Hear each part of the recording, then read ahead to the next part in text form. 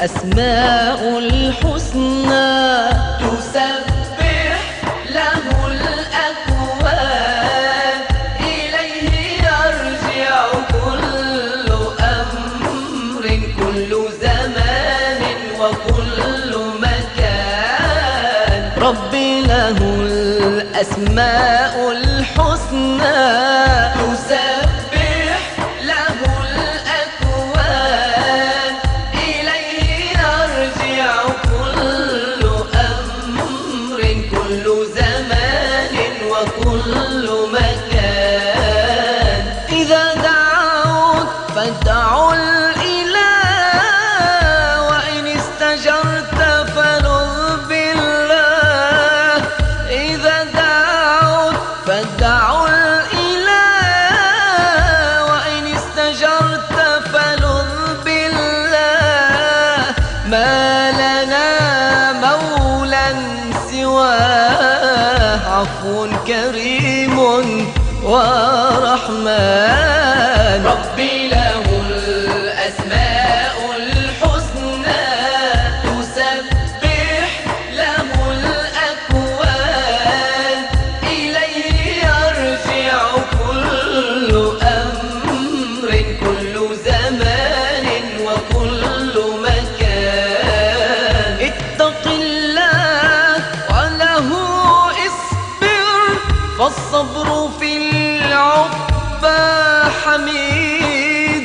اتق الله وله اصبر، فالصبر في العقبى حميد. وتزود علما وبيانا من السنة والقرآن.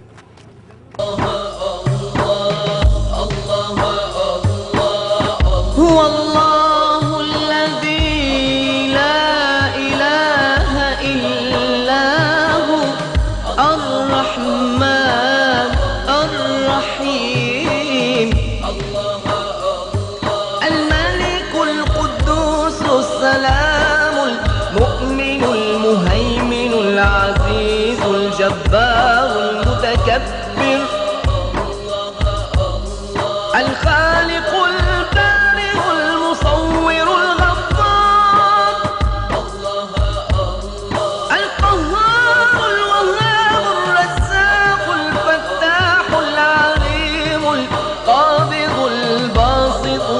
الخافض الرافع المعز المذل السميع البصير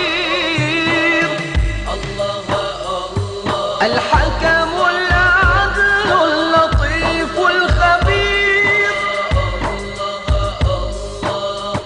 الحليم العظيم الغفور الشكور العلي الكبير الحفيظ المحيط الحسيب الجليل الكريم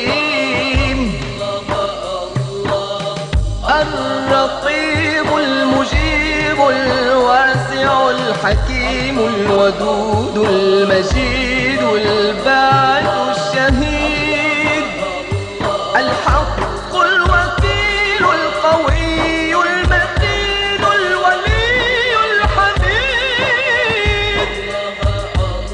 المحصي المبدئ المعيد المحيي المميت الحي القيوم الواجد الماجد الواحد الأحد الصمد القادر المقتدر المقدم المؤخر الأول الآخر الظاهر الباطن الوالي المتعالي البر التواب المنتقم العفو الرؤوف مالك الملك ذو الجلال والإكرام المقسط الجامع الغني المغني المانع الضار النافع نور الهادي البديع الباقي الوارث الرشيد الصبور ربي له الأسماء الحسنى تسبح له الأكوان منادی عدالت صحابه امام جمعه محبوب مشهد حضرت مولانا عبدالعلی خیرشاهی مزین می نماییم. جهت تشریف فرمایی ایشان صلواتی قراه بر محمد و آل و اصحاب محمد.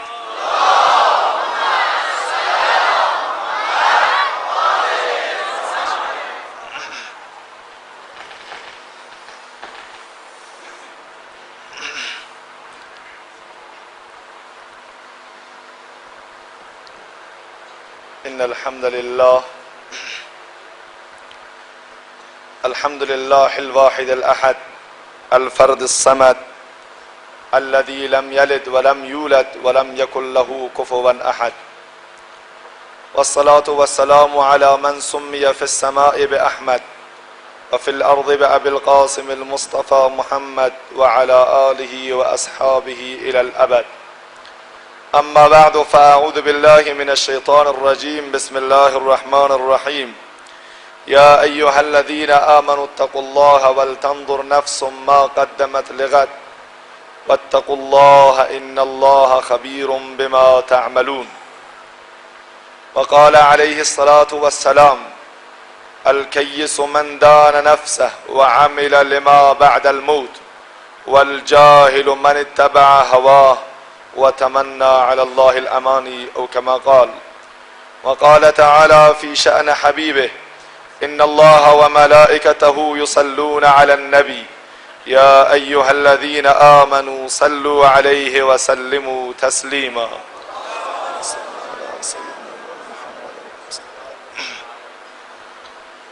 خداوندا تو آنی که حال دل نالان دانی احوال دل شکست بالان دانی گر خوانمت از سینه سوزان شنوی گردم نزنم زبان لالان دانی. خدای متعال رو سپاسگزاریم از اینکه بار دیگر توفیق شرکت نمودن در محفل روحانی دیگری رو به این بنده ناچیز عنایت فرمود. از خدای عزوجل خواهانم که این حفلات و جلسات ما را در راستای بیداری اسلامی قبول بفرماید. واقعا جای خرسندی و خوشحالی است که در جمع گرم و پویا و صمیمی و روحانی و قرآنی جوانان مؤمن و متدین شهر زاهدان شرف حضور پیدا کردم. خدای متعال رو بر این نعمت عظما بسیار سپاسگزارم.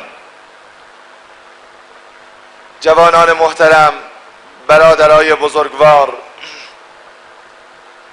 شما الحمدلله در شهر زاهدان در کنار علمای ربانی و حقانی دارید زندگی میکنید و در واقع مجالی برای صحبت فردی دیگر که از شهری دیگر بیاد اصلا باقی نمونده، چون که الحمدلله این خلأ پر شده است. اما بنده برای برگزاری جلسه عروسی اسلامی دیشب در مسجد خاتم الانبیا خدمت جوانان محترم رسیده بودم و قصد داشتیم امروز برگردیم، اما لطف فرمودن جوانان این منطقه، جوانان برومند و دین دوست، و اصرار فرمودن و نهایتاً پل ارتباطی بین من و شما شدن. در واقع ما رو به آرزوی دیرینه رسوندن و اون این که دوست داریم همیشه در کنار جوانان زاهدان باشیم تا از زهد و پارسایی اونها ما هم بهره ببریم. در واقع دقایقی که در خدمت شما سروران هستم مذاکره‌ای با هم داریم، درد دلی است پیرامون آیه و حدیثی که خدمت شما سروران قرائت کردم. این حدیث یک پیام داره، این حدیث یک هشدار داره، این حدیث یک جرقه و استارتی میخواد در زندگی هر یک از من و شما ایجاد بکنه. این حدیث میخواد جوان عاقل و زیرک و دانا رو، فیلسوف واقعی رو معرفی بکنه که از دیدگاه اسلام و از دیدگاه رسول الله صلی الله علیه و سلم چه جوانی رو میشه گفت جوان عاقل. اگر امروز از ما سوال بکنن، در جامعه ما این سوال مطرح بشه که به نظر شما فرد عاقل کیست؟ زیرک و دانا چه ویژگی هایی دارد؟ پروفسور و فیلسوف در جامعه ما رو معرفی بکنید، قطعا میگن آقا زیرک کسی است که پول بیشتری سرجام کرده، پروفسور کسی است که ریش پروفسوری داره، و دانشمند کسی است که موهاشو آلمانی و کب بزنه.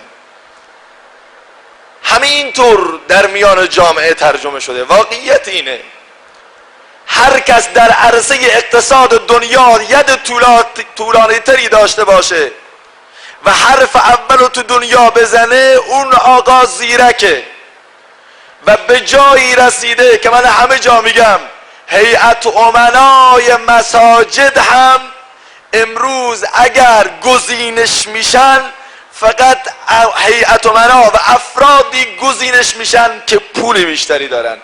حالا نماز بخونن نخونن علی السویه است، اصلا دینو بفهمن نفهمن هیچ. مهم اینه که هیئت امنا باید پولدار باشه، خدادار باشه، دیندار باشه، کشف. اما حدیث رسول الله صلی الله علیه و سلم اینو نمیگه. پیامبر زیرکی رو در پول نمیداند. پیامبر زیرکی رو، دوستان لطفاً عکس نگیرید، پیامبر زیرکی رو در سر یکدیگر کلاه گذاشتن نمیداند، بلکه این را خدعه و فریب میداند، نه زیرکی. میفرماید من غشنا فلیس منا، کسی که برای رسیدن به اقتصاد از پلکان مردم بره بالا، از روی سر مردم بره بالا، از مال مردم بره بالا، اون فریبکاره، اون خائنه و اون از امت من نیست. از کنار گندمی رسول خدا رد شد، خرمن گندمی، دست زد توی گندم ها، دید خیس تره، گفت این صاحب این گندم کیه؟ صحابه گفت من هستم. گفت مواظب باش، من غشنا فلیس منا، هر کس ما رو فریب بده اون از امت من نیست. ولی امروز آقا خوشحاله، شب میاد پیش خانه میگه من زرنگم. چطور زرنگی؟ امروز سر مردم یک کلاهی گذاشتم که واویلا، کلاهش هم کج میگذاره، یک پوز و قیافه میده، سر چند نفر گوش 10 نفر رو ازم ته بریدم. عجب غلطی کردی و چه خوب غلطتر که داری تعریف میکنی. تو مشهد ما یه آقای بونگای ماشین داشت، به بونگادارا بر نخوره، بونگای ماشین داشت. این آقا یه تکه نون و خوش گذاشته بود تو داشبورد ماشین. هر کس میخواد بیاد ماشین بخره میگه آقا این ماشین چطوره، عیبش، دیفرانسیالش، موتورش، فلانش. میگه آقا حرفا رو ول کن، خدا شاهده این ماشین نون داره، اینو بخر، نون داره. اون میگفت بابا ماشین عیب و ایرادش چیه، مشکلش چیه؟ میگه بابا این حرفا رو چی داری میگی؟ من میگم خدا شاهده این نون داره این ماشین. بعد میاد تعریف میکنه، میگه جناب مولوی هانس که نمیشم یک وقتی خدای نکرده. گفتم ماشاءالله تو اگر تمام دنیا رو مارها رو بخوری افعی هم بشی بازم هانس نمیشی، این که چیزی نیست. از اون طرف تکنون خوش بنده خدا آمده بعد از چند روز میگه فلان این گفته نون داره، ماشین 2 قدم راه نرفته موتورش گرفته، داشبورد باز کردم دیدم یه تکنون خشک اونجا افتاده است. با آقا خوشحاله که سر مردم کلاه گذاشته و خودشو زیرک میدونه. این زیرکی نیست، این دانایی نیست. مطمئن باشید یقه من و شما گرفته خواهد شد. پیامبر میفرماید الکیس من دان نفسه و عمل لما بعد الموت و الجاهل من اتبع هوا. چه تعبیر زیبایی. حیف که انرژی منو امروز گرفتن. از دیشب که لحظات اولی که وارد شدم در شهر زاهدان تا همین الان مثل ساعت کوکی تونتون دارم حرف میزنم، وگرنه حال شما رو میگرفتم. ولی خب چیکار کنم، شانس دارید. ولی اونجور خوشحالم نشید چون که حالا پایین نمیام. فرمود الکیس و من دان نفسه.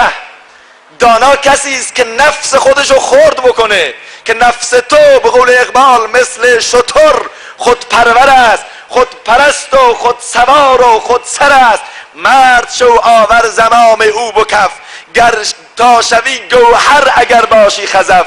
هر که بر خود نیز فرمانش روان، می شود فرمان پذیر از دیگران.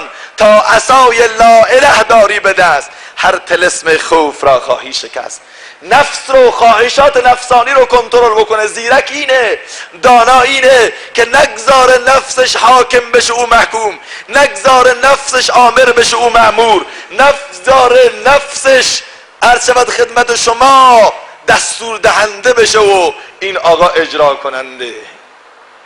فرزندان عمر فاروق، فرزندان فاروقی، حضرت عمر فاروق ریزی صحابه دیدن که مشکیزه آب رو به گردن کردن و تک و تنها میکشن، روانه خیابان و کوچه ها هست. صحابه حیران شدن، گفتن یا امیر المؤمنین شما اگر آب نیاز داشتید ما برای شما میبردیم، این مشکیزه رو بدید برای ما تا ما ببریم. گفت این مشکیزه رو برای خودم نمیبرم، بلکه برای پیرزنی مسکین و فقیر دارم میبرم. گفتن پس بدید برای ما، چرا شما به گردن گرفتید؟ گفت امروز رسولان روم از جانب قیصر و کسرا آمدن و اعلان کردن که عمر وقتی ما در ایران و در روم نام عمر رو میگیریم همه سلاطین لرزه براندام میشوند، همه میترسن از نام عمر فاروق. وقتی این حرفو زدن حضرت عمر فاروق میگه مقداری نفس من حرکت کرد.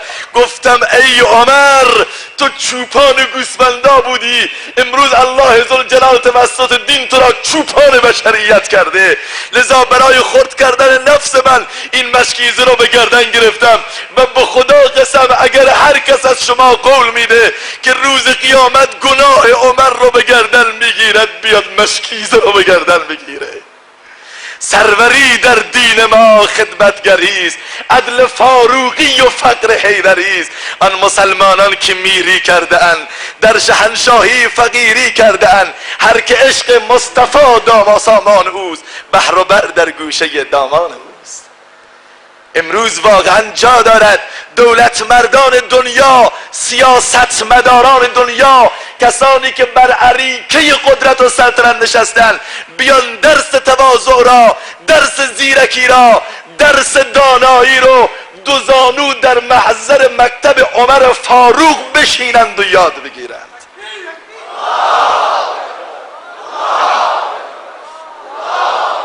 شوخی نیست، خیلی حرف بزرگی است. اون زمانی که میخواست بیاد شام و بگیره فلسطین رو فتح بکنه، دستور داد که فلسطین حق نداره اینجا خونریزی بشه، حق ندارید کسی رو بکشید. صحابه گفتن یا امیر المؤمنین، مردم فلسطین، سپاهیان مسیحیت همه منتظر شما را به خدا جوونا برید این تاریخ رو بررسی بکنید، این رجال بزرگ رو بشناسید که اگر امروز نفس در رگ و پی ما جریان داره، خون جریان داره، به برکت نام اونهاست، وگرنه امروز تو هم آتش میپرستیدی. اینجا حرکت کرد، آمد، یک سواری دارن، مقداری از راه خودش پیاده، غلامش سواره، مقداری برعکس، نزدیکی های فلسطین خودش پیاده هست، غلامش سواره. فرمانده مسلمین غالبا ابو عبیده بن الجراح، همه مسیحیت، همه مسلمانان به دروازه های شهر به استقبال رهبر مسلمونا و فرمانده کل قوا ایستادن. ابو عبیده از دور دید عمر فاروق را، اینجا بود که بدو آمد، گفت که یا امیر المؤمنین، تو رو خدا این لباس پیونددار رو در بیا، لباس منو پوش، و حداقل با اسب می آمدی نه شتر، حالا که با شترم آمدی سوار شو. حضرت عمر براش گفت وای، یک جمله تاریخی گفت که هر جوان اینو با آب طلا رو قلبتون بنویسید، فراموش نکنید. شما فرزندان و دوستداران عمر فاروقید، این جمله رو یادتون نره که اعزكم الله بالاسلام فمهما تطلبون العزة بغیر الاسلام اذلكم الله.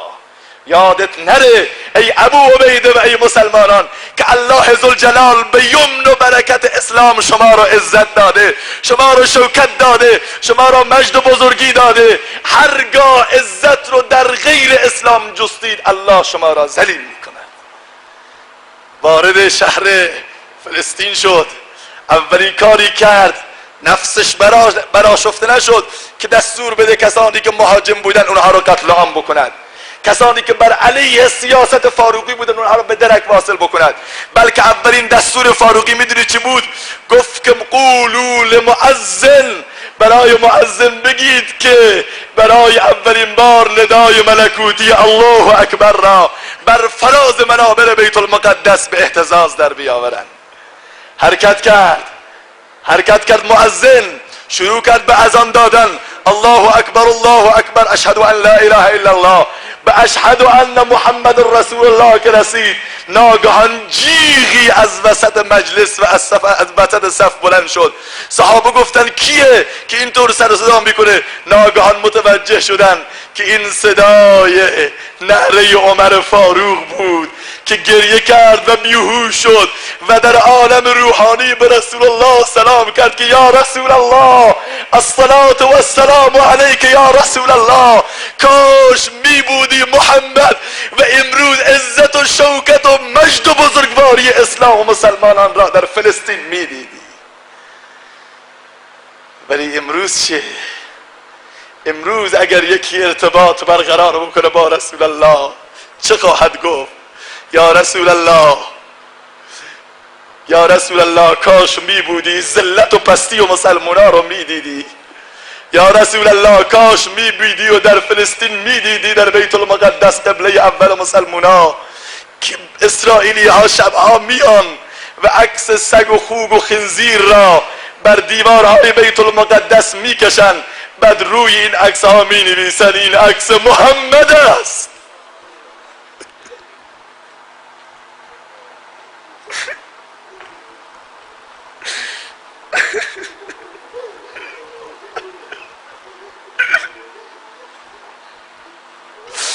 یا الله، محمد امت تو امروز عمری ندارد.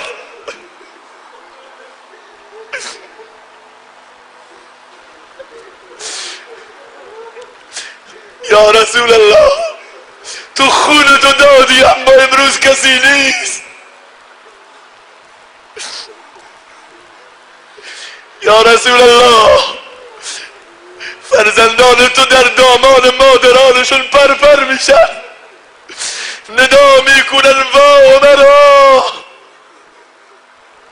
و محمدا، اما صدایی از کسی نمیاد. یا رسول الله در عراق به بچه های 5 ساله تجاوز می شود، اما امروز کسی رو ندارن.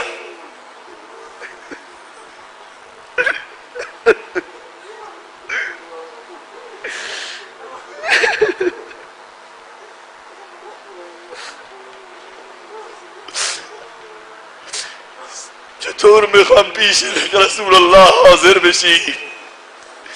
چه جوابی داریم؟ چه توجیهی داریم؟ بهترین یارانمو شهید کردم، گلهای سرسبدمو چیدم و فدای شما کردم. عبدالعزیز ها در زاهدان رفتن، نعمت الله ها شهید شدن تا جوان زاهدانی زاهد و بار رو نیکو بر بیاد. عبدالحمید ها تا صبح نمیخوابن،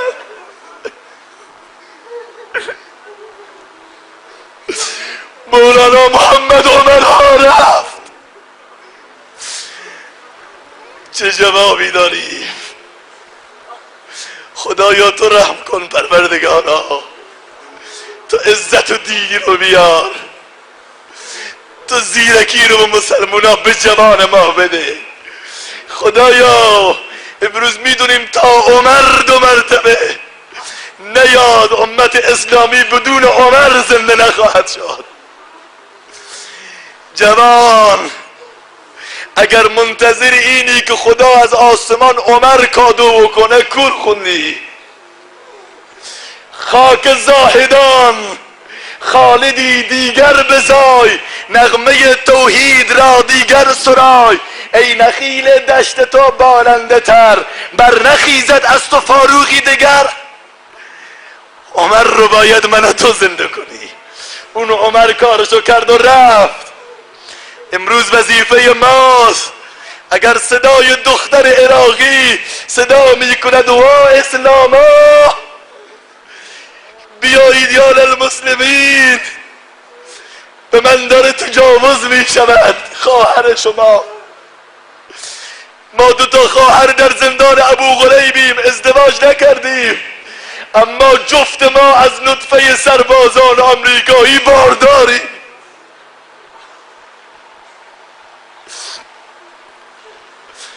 هیچ توجیهی نخواهیم داشت، هیچ توجیهی، هیچ صحبتی رو.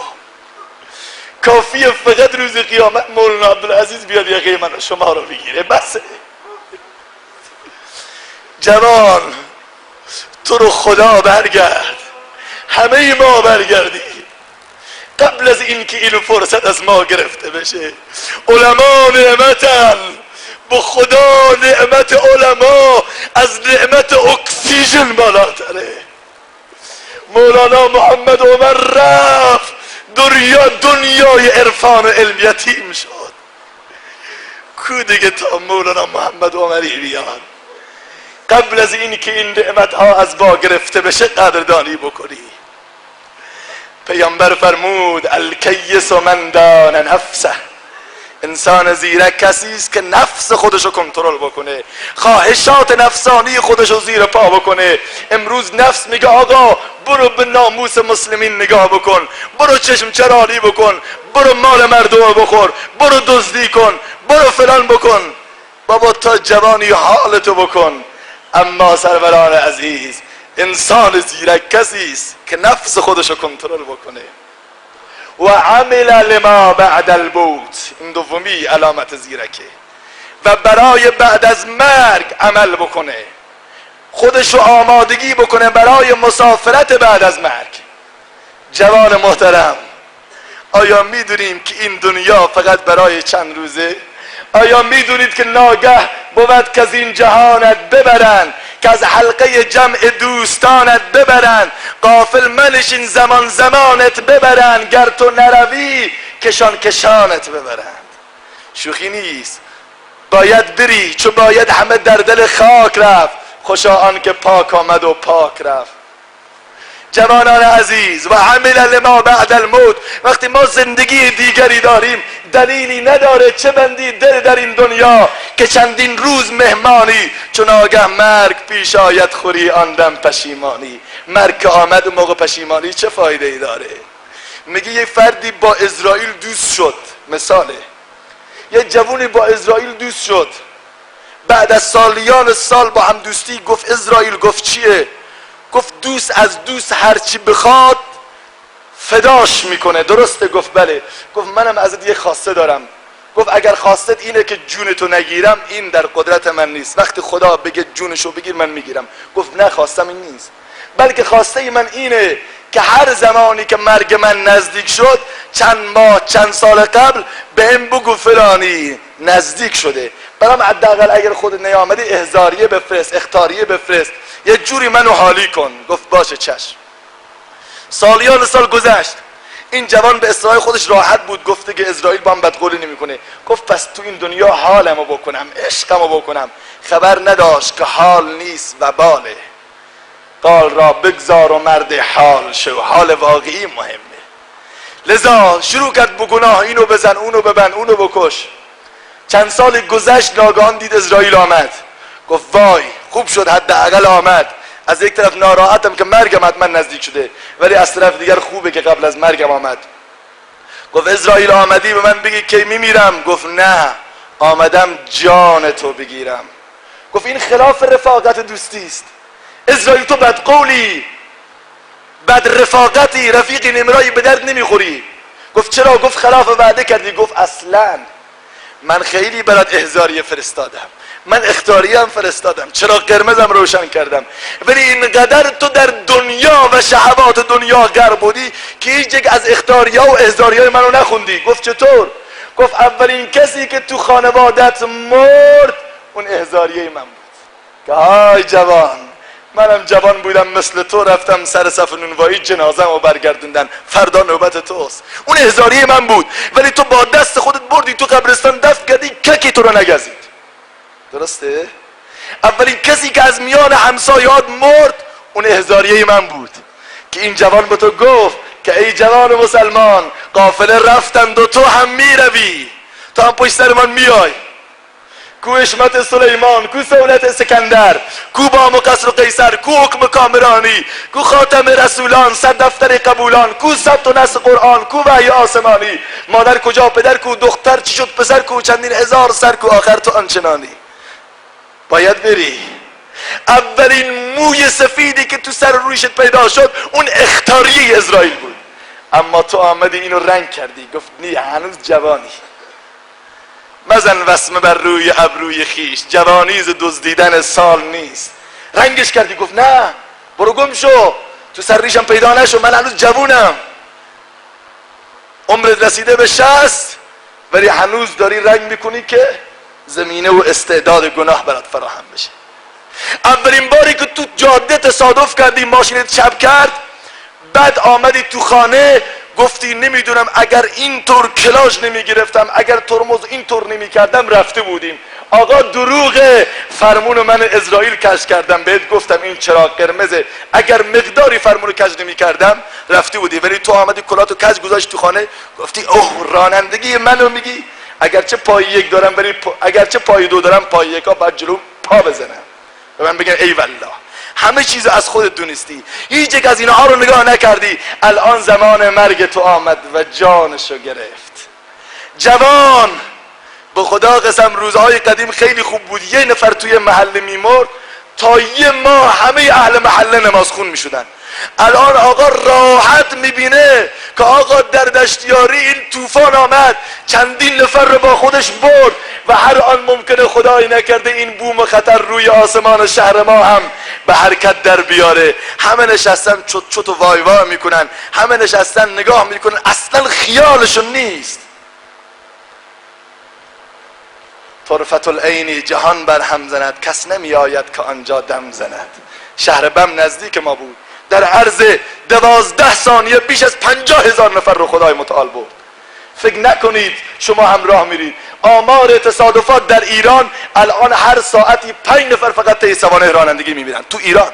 فقط طی سوانح رانندگی یا هر دقیقه 20 نفر توسط ویروس ایدز از دنیا میرن. بیماری های دیگر به جای خودش، تصادفات سالیانه بیش از 30,000 نفر فقط تو ایران ما تصادفات داریم. در روستاهای نزدیک مشهد یه خواهری مریض بود، بیماری سرطان داشت، دکترها جوابش کرده بودن. این قصه نیست، خود ما شاهد قضیه بودیم. بعد پدرش دید که این دخترم رفتنیست، زنگ زد قوم و خویشا همه رو دعوت کرد بیا حلالیت به طلب و بهلبودی بکنیم که این خانم داره میره. آمدن گوسفندها رو کشتن، چند گوسفند رو. بعد خواهراش آمدن، برادراش آمدن، همه قوم و خویشا به اصطلاح قبل از مرگش. بعد خواهری که سالم بود آمده بود برای نماز جنازه اون دختری که هنوز نمرده بود، آمد اینجا مقداری از همین جگر گوسفند رو برداشت خام خورد. به قول شما همگا ورتی خام خورد. خوردن همون جگر همانو، در جا مردن اون خواهر سالم همانو، بلند شدن خواهر مریضم همان. شما فکر می‌کنید مریضی انسانو میکشه؟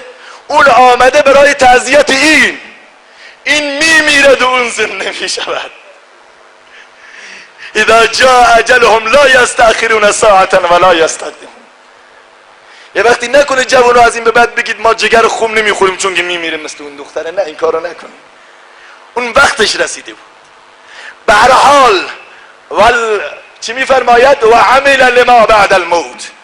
عاقل کسی است که برای زندگی دائمی خودش کار بکنه.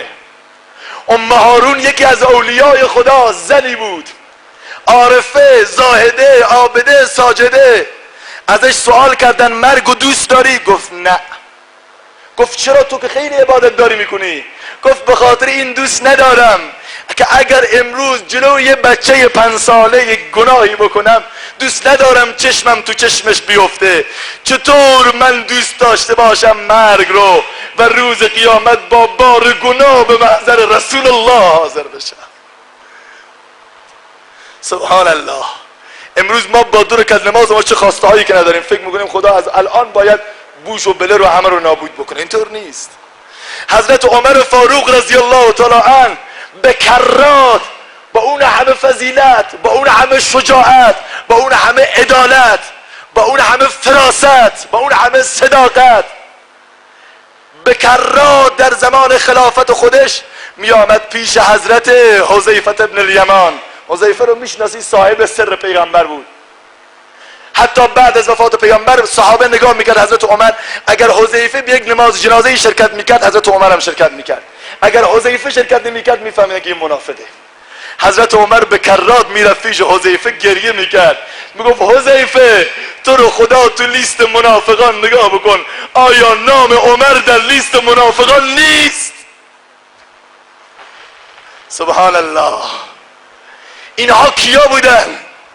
من نمیتونم روز قیامت از کنار رسول الله دور بشم. تو رو خدا اگر هستم بگو. اینها کسانی بوده که دغدغه موت لحظه اینها رو از یاد الله ذوالجلال وانمی داشت. ولی امروز جوان ما متاسفانه اونقدر غرق در دنیاست، اونقدر غرق در عشق و عشوه و بالاخره ناز و کرشمه هست که اصلا فکر میکنیم به فکر مرگ نیستن. به چشم مرگ کسان دیدم و ز خود غافل، بعدا به من که زدم گوش خیش را به کری. همه رو دیدم ولی گوش خودم رو به کری زدم. حضرت مولانا محمد عمر رحمت الله علیه، همتون بگید رحمت الله علیه، میفرمودن روزی برای ادای نماز جمعه میرفتم که ناگهان خودشون میفرمودن میگرفتم ناگهان متوجه صدای قرآنی شدم. جوونا اینها دیگه مال قصه های گذشته نیست، مال الانه. ناگهان متوجه صدای بسیار زیبای قرآن شدم. دور برم نگاه کردم ببینم صدای کیه. هر چه دور برم نگاه کردم دیدم صدای کسی نیست. صدا هست ولی فد نیست. ناگهان متوجه شدم که صدای قرآن از زیر پام، از زیر خاک به گوشم میرسد. نشستم کنارش، دیدم یه قبره، خدا گواه است، دیدم یه قبر سوره اسرا رو میخونه، سبحان الذی اسری بعبده لیلا من المسجد الحرام، با یک صدای بسیار زیبا. میگه کنارش نشستم خون تا اینکه به آخر سوره رسید و کبره تکبیرا. مگه از بس که این زیبا گفت ناگاه از سوز درون این گفت تکبیر بگو. گفتم الله اکبر. الله اکبر گفتن من همان و قطع شدن صدای قرآن این جوانم همان. رفتم تحقیق کردم که این قبر مال کیه، این کیه که بعد از مرگش هم قرآن میخونه. خبر دادن که این قبر یک دانشجو حافظ کل قرآن. اونها بعد از مرگ قرآن میخوندن. جوان تو رو خدا کاری نکن که بعد از مرگت موسیقی هایده و شکیلا و همیرا بخونی. کاری نکنی که روز قیامت هم با ساز و سرنا مشهور بشی. کاری نکن خدایی نکرده هنگام موتم ساز و سرنا بیاد. دیشب ما به عروسی یکی از جوونا بودیم، پدرش ماشاءالله دستش خیلی بازه، میتونست هر نوع رقص و رقاصی بیاره تو عروسیش، میتونست هر نوع معصیتی زمینه براش فراهم بود. دوستان میشناسن جناب حاجی پارالدین اینجا هستن خودشون. اما ما رو از مشهد کشون اینجا به خاطر این که زمینه عبادت فراهم بشه که الحمدلله زاهدان فراهمه. جوانان عزیز، جوانها همه بیدار شدن، همه متوجه شدن، همه میفهمن که باید برن، ولیکن آمادگی میخواد. آمادگی میخواد. نکنه خدای نکرده با بار معصیت و گناه بریم، نکنه خدای نکرده توبه نکنیم و بریم. وای به حال ما. چطور میخوام حاضر بشیم؟ صلوات غرای عنایت بفرمایید.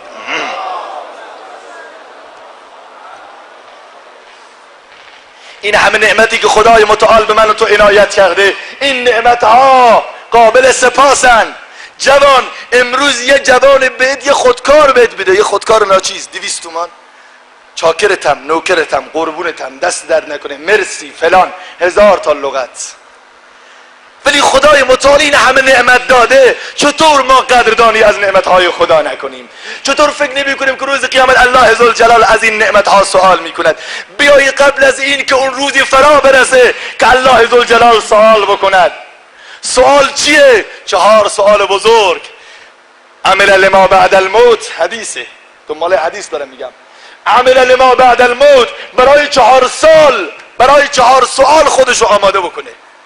جوون خدای نکرده امروز بعد از اینکه امشب از مسجد رفتیم بیرون مردیم، این 4 سوال را میخواد از ما بکنه. چه جوابی داریم؟ اول عن عمره فیما افناه، عمرتو در چه راهی گذروندی آقا؟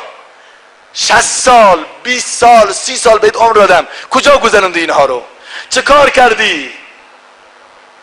الله اکبر. خدایا نرسیدم نماز بخونم، خدایا نرسیدم مغازه باز بود، پارچه ها مشتری ها می آمدن، خدایا سریال های تلویزیون نمیگذاشت، خدایا. الله اکبر. به زبان نمیاد. ان عمره فیما افنا، عمرتو در چه راهی سپری کردی؟ اگر جوان مسلمان در چنین جلساتی خدای متعال توفیق بده و جرقه در دلش روشن بشه و امشب دستشو در دست بلاکیف خدا بگذاره، میگه خدایا در دنیا در حال زندگی کردم که دستم در دستان بلاکیف تو بود، خدایا عاشق تو بودم، عاشق رسولت بودم، عاشق علما بودم، عاشق مساجد بودم، مثل این جوانان که امشب این گرما اینها رو از مسجد بیرون نمیکنه. اینها عشق سروران عزیز، عشقهای کسبه رنگی بود، عشق نبود عاقبت ننگی بود. لذا خدا نکند جوان مسلمان اونجا جوابی نداشته باشی. ولی اگر کسی عشق خدا رو داشته باشه، در زمان امام ابو حنیفه رحمت الله علیه یک پدری میخواست بره به مکه، میخواست بره به مکه، پسر کوچولوش گفت بابا، گفت چیه؟ گفت کجا داری میری؟ گفت میخوام برم مکه. کعبه. گفت کعبه کجاست؟ گفت خونه خداست. گفت خدا خونه داره مگر؟ گفت بله. گفت تو رو خدا منم ببر به خونه خدا. گفت بابا تو هنوز بچه ای کوچیکی، به اون سن نرسیدی. گفت نه بابا، من میخوام این همه سال خدا رو عبادت کردم، یه بچه میخوام خانه خدا رو هم ببینم. چه کار میشه؟ زجه زد، گریه کرد. بچه های ما امروز پیش بابا گریه میکنن، بابا دو چرخه بخر، بابا موتور بخر که تکچرخ بزنم تو خیابونا پوز بدم، ریلکس برم به اصطلاح. اما اونها میگم نه بابا، بابا موبایل برام بخر، گوشی هایی که رنگها و آهنگهای داشته باشه که وقتی سر نماز زنگ بزنه امام و مقتدی رو برقصونه، از اونها میخوان. ولی اون گفت نه بابا، فقط من میخوام برم به خونه خدا. با هم جوونی حرف بزنید، راحت باشید. وقتی خدای نکرده قصد مستقیم کسی رو ندارم، عادتم اینطوریه. فکر میکنم اینجا مجلس عروسی، از بس که تو عروسی ها سخنرانی کردیم. کار ندارم، حرکت کرد رفت به خانه خدا. هنگامی که دور خانه کعبه میچرخید گفت بابا کو خانه خدا؟ گفت بابا خانه خدا همینه که تو دور او داری میگردی. گفت بابا فعین الله، پس کو خود خدا؟ گفت استغفر الله، این حرف نزن بابا، خدا دیده نمی شود. گفت بابا اون کسی که منو به خونهش دعوت کرده هرچه به من میوه بده، هرچه به من گوشت و برنج بده، هرچه به من هدیه بده، تا زمانی که خود میزبان رو نبینم اون مهمانیش برام به درد نمیخوره. خدایا پروردگارا ای بابا، اون خدایی که منو دعوت کرده به خونهش اگر امروز خودشو به من نشون نده من دلگیرم. گفت بابا این خواسته احمقانه است، برو. پسر گفت برو بابا جان. رفت روبروی کعبه، بین مقام ابراهیم و کعبه سر رو به سجده گذاشت. گفت پروردگارا من نیامده بودم که کعبه رو ببینم، هر در که زنم صاحب آن خانه تویی تو، هر جا که روم پرتو کاشانه تویی تو، در میکده و دیر که جانانه تویی تو، مقصود من از کعبه و بتخانه تویی تو، مقصود تویی، کعبه و بتخانه بهانه. خدایا من از تو را میخوام، تا تو منو خودتو به من نشون ندی سرمو از سجده بر نمیدارم. الله ذوالجلال بلا فاصله این بچه را به آغوش گرفت و جانشو به جان آفرین تسلیم کرد و به ملاقات خودش برد. باباش آمد گفت بابا پاشو، خدا خودشو به این نشون نمیده، بابا پاشو بسته. این سوال احمقانه است که ناگهان امام ابو حنیفه آمد دست زد رو کتف پدر که پدر این بچه رو بذار. این بچه خدا رو خواست و خدا هم او رو پیش خودش برد.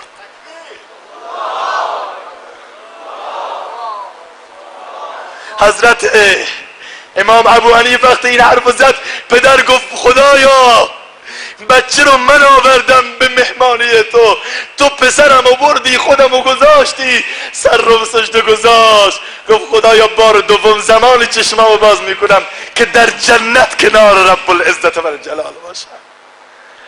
جوانان عزیز، امروز ما چی؟ توی مسجد میایم حتی تو خانه خدا رو نمیبینی. امروز تو خانه خدا کعبه میره آقا برای تجارت، برای تلویزیون بیاره، کریستال بیاره، علنگوی 7 مسقالی بیاره، گردنبند بیاره. آقا رفته برای تجارت. اونها رفته بودن خدا رو میخواستن، ما رفتیم تو خانه خدا کریستال میخوایم. چقدر واقعا عجیب شده، چقدر ما دور شدیم. این عمر ما رو در چه راههایی داریم صرف میکنیم؟ بیاییم جوانان عزیز، به خدا قسم عزتی که الله ذوالجلال در عبادت گذاشته در هیچ جا نگذاشته. اگر طالب عزتی، اگر طالب شوکتی، اگر میخوای پله های ترقی و کمال رو طی بکنی، بیا از پلکان عبادت برو بالا، بیا تو این مساجد، الله ذوالجلال بهت عزت میده. یک. دومی سوال عن شبابی فیما ابلا. وقتم گذشت، به این میکروفون دیگه تحمل نداره مثل اینکه صحبتهای منو. عن شبابی فیما ابلا، جوانی خودتو در چه راهی صرف کردی؟ جوانی یه نعمته، یه نعمت بزرگ. جوان امروز تو بالنده ای، تو امروز غیرت داری، شجاعت داری، هر کاری که بخوای میتونی بکنی. این یه واقعیت، منم قبول دارم. ولیکن این جوانی خود رو در راه درست مصرف کن. نکنه خدای نکرده ایام جوانی رو میگی گویی چو پیر گردم آنگاه توبه آرم، پیر بشم بعد توبه میکنم. ولی خبر نداری که بسیار کس که مردن در غره جوانی؟ نشنیدی مگر بسیاری در غره جوانی مردن؟ مگر نشنیدی در جوانی توبه کردن شیوه پیغمبری؟ ورنه هر گبری به پیری میشود پرهیزگار. بیایم روز معاذ معوض میاد میگه یا رسول الله، یا رسول الله من جوانی خودم رو فدای تو کردم. یا رسول الله من برای دفاع از تو، ما 2 تا برادر بودیم جفت ما خون خود ما رو فدای تو کردیم. یا رسول الله عمرو بن جموح لنگ 4 تا بچه رو، یا الله خنسا 4 تا بچه رو، همه کودکان خودشون رو فدا کردن. من و تو چی سروران عزیز بگیم جوانی ما رو در چه راهی گذروندیم؟ یا رسول الله وقت نشد، یا رسول الله با ساز و ارکستر، یا رسول الله با مراسم غیر اسلامی. دیشب حضرت شیخ الاسلام مولانا عبدالحمید حفظه الله در مراسم عروسی برادری گفتم، ایشون هم تشریف آوردن سخنرانی کردن، گفتن مولانا عبدالعزیز رحمت الله علیه، خوب جوانا گوش بدن، مولانا عبدالعزیز در زمانی که در هندوستان درس میخوندن میگه یک جوونی سال فارغ، ایشون مولانا عبدالعزیز سال آخرشون بودن، میگه یک جوونی میخواست عروسی بگیره، عروسی به اصطلاح جوونا با کلاس، عروسی که جشن و شادی باشه، از اون عروسی ها که ساز و سر و سوز و ارگ و گرگ بزنه و چند تا رقاصه هم برقصه. پدر این جوان خیلی انسان مؤمنی بود، خیلی انسان نمازگزار بود، مسجدی بود. آخر گفت بابا تو که به حرفم نمی‌کنی، تو رفیقای خودت دعوت کن، من یک مراسم جداگانه میگیرم. این پدر مولانا الیاس رو دعوت کرد، مؤسس این نهضت بزرگ جماعت تبلیغ. خوب گوش بدید، فرمودن مولانا که مولانا الیاس بسیار از علما آمدن، پدر بسیار نگران بود خدا نکنه پسرم بی احترامی بکنه، که ناگهان مولانا الیاس بعد از نماز عشا گفت ای برادر برو فرزندت رو بگو بیاد اینجا. گفت فرزندم تو جمع رقاصه هاست، داره میرقصه و پایکوبی میکنه و از خدا غافل، میخواد چه کار؟ گفت بگو بیاد اینجا. رفت دنبال پسر، پسر رو آورد، روبروی مولانا الیاس ایستاد، گفت پسر جان. گفت چیه؟ گفت بسیار خوشحالی. گفت بله. گفت همه جوانان رو خوشحال کردی، آفرین بر تو، همه این جمع رو خوشحال کردی، این همه جوان از راههای دور آمدن، همه میخوان پایکوبی بکنن برقصن، خیلی کار خوبی کردی، همه رو خوشحال کردی، اما این را بدان که امشب قلب نازنین رسول الله رو آزرده کردی، خنجر برداشتی به قلب محمد زدی، قلب ابوبکر صدیق رو نشانه گرفتی، قلب عمر فاروق را آزرده کردی که ناگهان همه زدن زیر زجه و گریه. این جوان هم لهجه مردی که دارد بوی دوست، امتی را میکشد تا کوی دوست. وقتی که این حرف از زبان مولانا الیاس بلند شد، همه اون جمع گریه کردن و این جوان هم گریه کرد، گفت بابا من یک لحظه ناراحتی رسول الله را به تمام دنیا عوض نمی کنم. من نمیتونم ناراحت با ناراحتی پیغمبر رو تحمل بکنم. جوان زاهدانی، تو رو خدا با عروسی های غیر اسلامی قلب نازنین محمد رو آزرده نکن. تو رو خدا قلب نازنین مولانا عبدالملک مولانا نعمت الله رو از این بیشتر زخم‌آلود نکن. بیا و برگرد، بیایم برگردیم همه من و شما و خدایی نکرده کاری نکنیم روز قیامت نتونیم جواب بدیم. قول بدیم که عروسی های اسلامی اینجا راه بیفته، قول بدیم که ساز و ارکستر برای همیشه بخشکه، قول بدیم مساجد ما همونطوری که پر الحمدلله مملو از قدوم جوانان باشد و قول بدیم که روز قیامت این جمع اگر از من و شما سوال کرد که جوانی شما را در چه راهی گذروندید، قول بدی از این به بعد که همه ما انشاءالله دست بلند بکنیم که در راه عبادت و طاعت و ذکر و احیاء سنت های رسول الله انشاءالله. خدایا از همه ما قبول بکن. و سومین سوال، عن ماله من این اکتسبه و فیم انفقه. خسته که نشید انشاءالله؟ خدا را شکر خسته نشید. اگه خسته بشید راهی دیگه نداری، چون که من حالا ویل نمی کنم تو.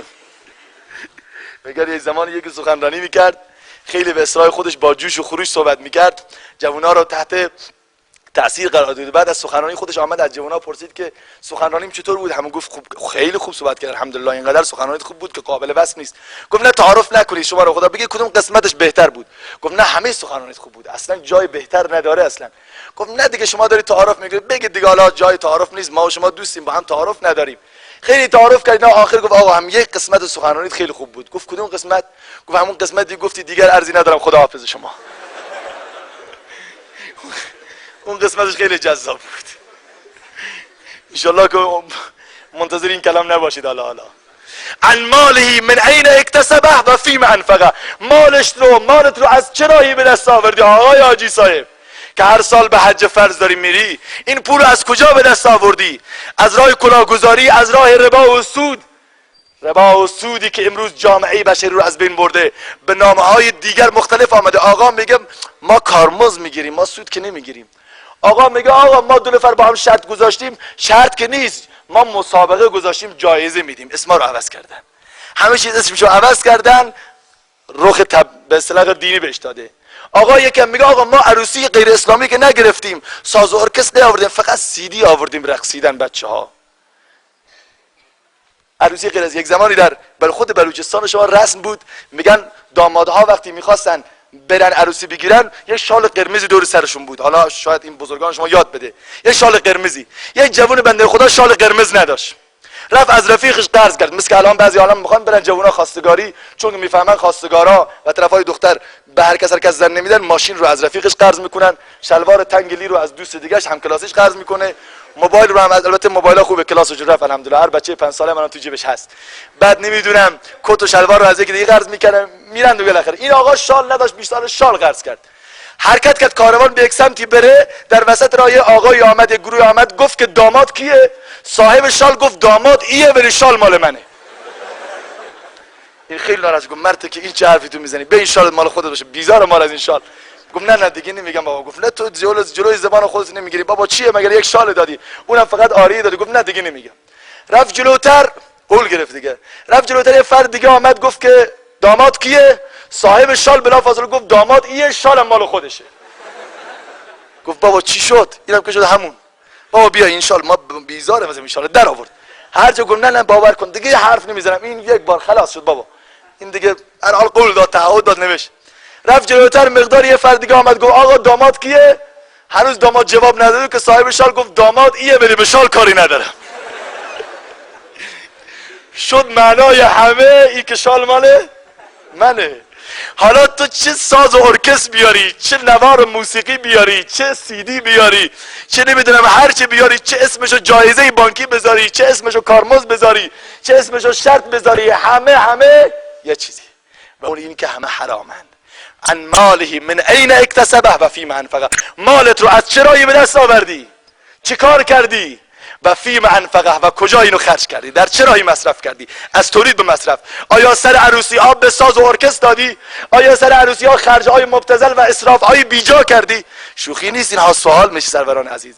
هوا گرم، من بحثمو خاتم میکنم و آخری عن علم، از ما علما سوال میکنن که علمتون رو در کجا صرف کردی؟ علمتون رو در جایی مصرف کردی که رضایت خدا نبود، رضایت مخلوق بود، کتمان حق کردی به خاطر مصلحت ها، به خاطر اینکه دیگران میگن آقا تندروی کرد، به خاطر اینکه دیگران بگن آقا این فلانی متعصبه، حق رو نگفتی.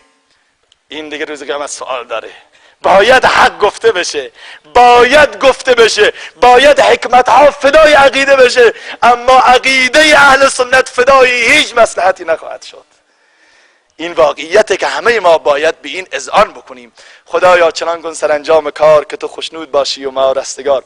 من واقعا بسیار خوشحال شدم، بسیار خرسند شدم از این که توانستم آخرین برنامه خودم امشب در این مسجد بسیار باشکوه، در این جمع باشکوه در محضر شما باشم و از خدای متعال خواهرم که به همه شما طول عمر با عزت عنایت بفرماید.